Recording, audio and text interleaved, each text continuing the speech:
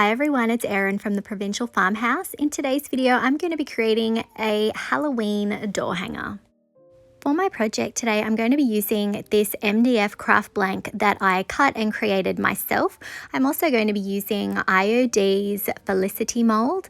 This is a beautiful design that is a lot thicker than a lot of your standard molds, so it's really perfect if you want to create a bit more of a 3D look. And that's definitely what I am going for. I've seen a lot of these crescent moon and cat wreaths on Pinterest, so I thought I would see how I would go adding molds instead of flowers. So I've dusted my mold with cornstarch and now I'm adding some dust air dry clay.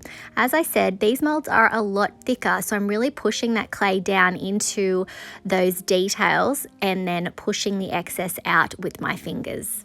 I'm going to be making multiple castings of almost all of the designs in this mold, but I'm just showing you how I cast one of each of them just to give you an idea of how much clay you're going to need to use. These are a lot thicker, and I ended up probably casting maybe about 6 of each of the different designs. And I will be showing you shortly how I arranged them, but I used clay so that I could do overlapping. I could do that without having them stick out. If you're using resin, sometimes it's a little bit harder to create a sort of cohesive look. Clay tends to mold well to each other. So here I've sped it up while I'm casting multiples of these designs, and you can see how I'm sort of laying it out on the crescent moon shape. I also then took out IOD's Julliette Mould. Now this is a connected rose pattern design, so I'm going to just be selecting bits and pieces of this mold to use as my sort of back piece, my flatter piece that I will add the Felicite molds over the top of. So I'm just doing a partial casting here, and then I will flex that mold, then flip it over and roll that mold back to release my casting. And then I'm just going to pick off any of the excess pieces that I don't want to use.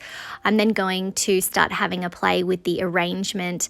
And the beauty of working with clay is that you can sort of tear off different pieces, which I do that shortly. I remove one of the roses here from the Julliette mold so I can reposition it. And you do have that freedom to create a sort of custom look when you're working with clay. You could definitely use resin, but you'd be using a lot of it and you would be limited by how rigid the resin is.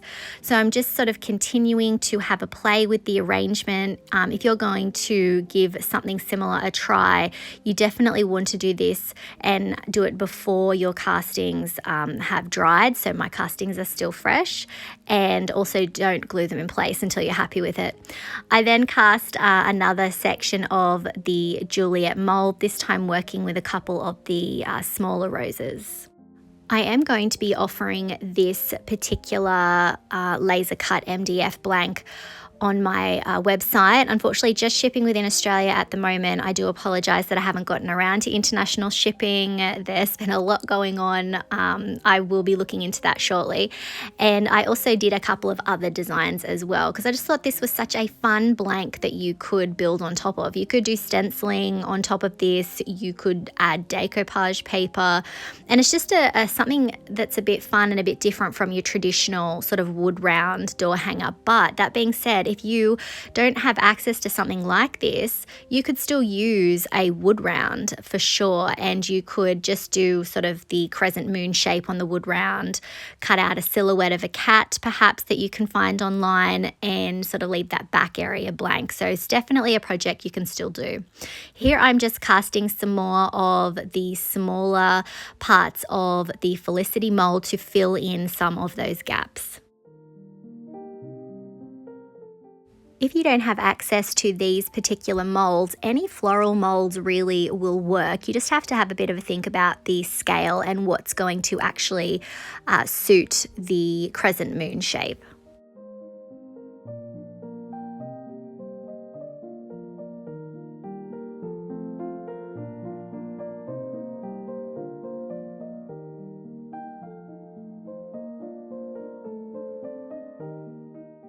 Once I got towards the ends of the crescent moons, I did cast some of the smaller designs to go on the end pieces, and then I cast the double leaf design, but I cast just half of it, so I'm going to have one leaf up the very tip top there on the crescent moon shape and one down the bottom. I took a photo of my mold layout, and now I'm using my Sealy's Quickset wood glue to glue the pieces in place. Taking that photo is definitely a big help here to be able to get the design back in place once I've added the glue, and to remember how I had things layered. So I definitely recommend that if you've got a piece with lots of castings, take a photo of it with your phone and just have it there with you while you're gluing things in place as a reference. I let my castings dry for several hours and then took out Paint Couture's pitch black chalk paint. I'm going to be applying one coat over the entire project.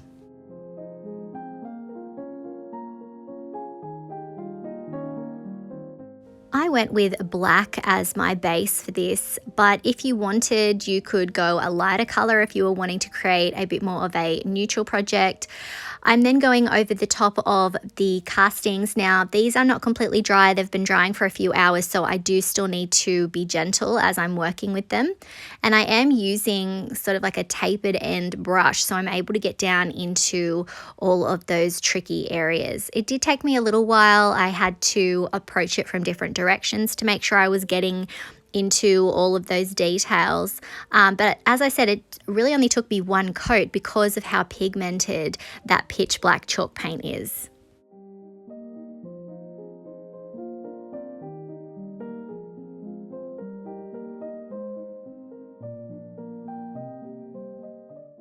There were still a few areas that were a bit tricky to get to, so I did end up taking out my water mister and I lightly misted over the area that I was having trouble with, and that really helped me work that paint into those areas. If I hadn't have done this, I would have had to have come in with a second coat, and honestly, it probably would have been a bit of a waste of paint. So this can definitely be a way that you can make that paint go a bit further. I let my paint dry completely, and then I took out Paint Couture's Royal Silk Luxe Metallic Paint. Now this is a very deep purple, and I'm going over the top of the larger roses from the Julliette Mould, and I'm running my brush over those, but I'm not going for full coverage. I like that I can still see some of that black. The black really highlights all of the elements of those castings, all those beautiful details. So again, not going for full coverage. I just ran my brush over the top of those molds. Now I did end up coming in a bit later with a second coat, just to help with that vibrance. It is best to do 2 coats. I then continued to work my way around that crescent moon, finding all of those Julliette roses and adding the beautiful purple silk to them.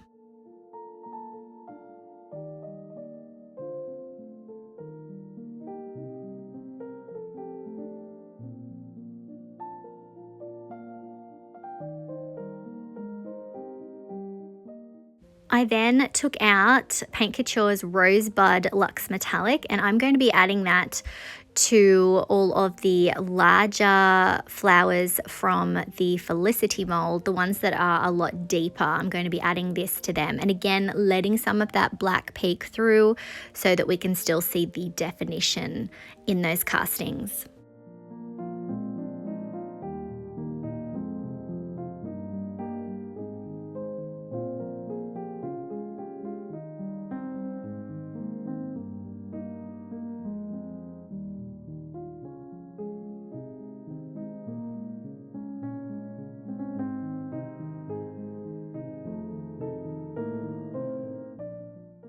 I then took out Paint Couture's Vintage Lace Luxe Metallic, and I'm going over the top of some of the smaller individual roses that we added.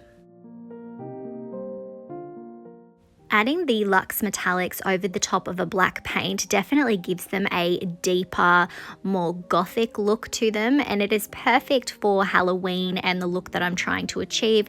But if this was too dark for you, obviously you could start off with a bit of a lighter base and then maybe use some different options with your metallics.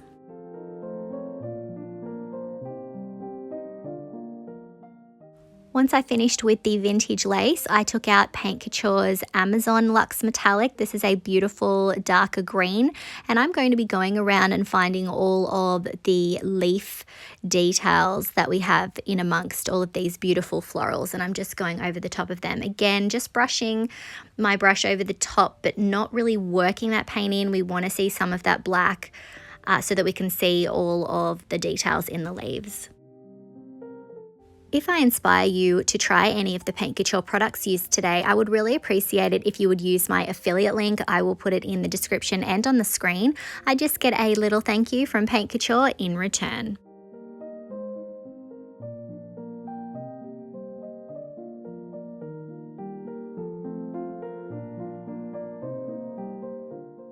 I decided to leave the other smaller florals black, but now I'm going to come in with Paint Couture's Bronze Luxe Metallic, and I'm just going to be adding that to the center of each of the florals so they still have a little bit of shine, they still stand out a little bit.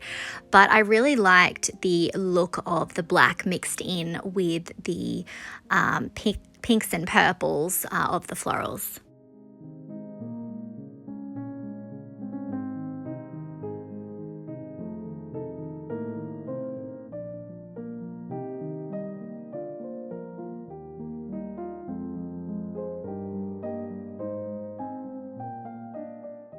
Once I finished with the bronze, I did then go back in with some more of that pitch black just to tidy up the black flowers anywhere that I'd got perhaps some of that color on them.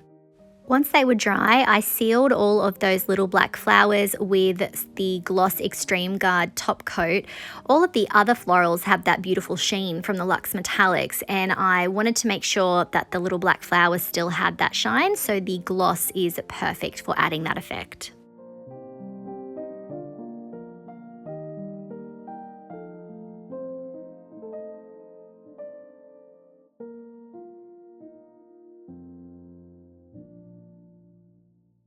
Once I finished adding it to the florals, I also went in and sealed over the top of our black cat.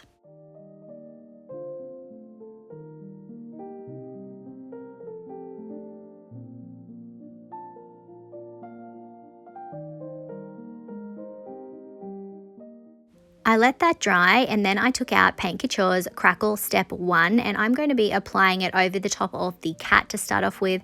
I'm going to be using this as a glue because once this is dry, it takes about 30 minutes for that, it becomes sticky and tacky to the touch, so it is perfect for adding glitter, which is what we're going to be doing shortly. So I'm just adding a generous coat over the top of the black cat. We're definitely going to have that glitter there, but then I did also decide to go in and in some of the gaps in the crescent moon design, I went in and added some of that because I think we'll add a little bit of glitter in amongst that as well, just to add a little bit more sparkle and shine.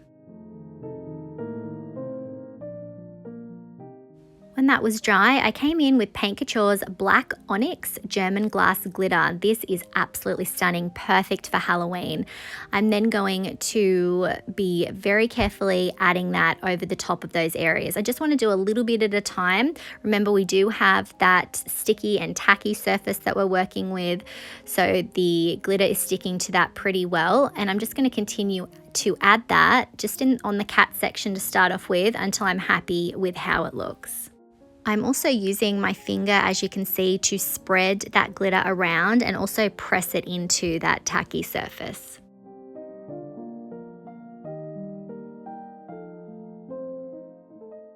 Once I was finished with the body of the cat, I moved on to adding it to the tail.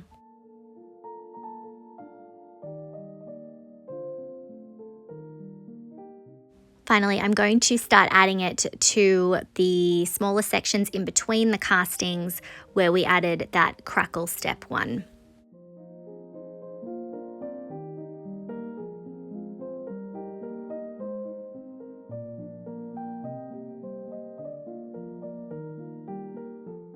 Once I was finished adding the glitter, I did end up adding a little hanger to the back of this as well.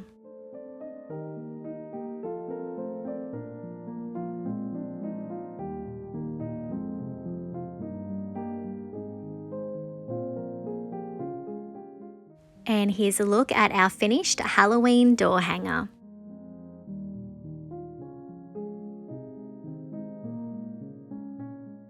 I'm really pleased with how this turned out. It's definitely different from some of the things that I usually do, but Halloween is the perfect time to bring out those darker colors and to have a little bit of fun. Let me know what you think of this in the comments. If you enjoyed today's video, I would really appreciate it if you would hit that like button, comment, and share it out.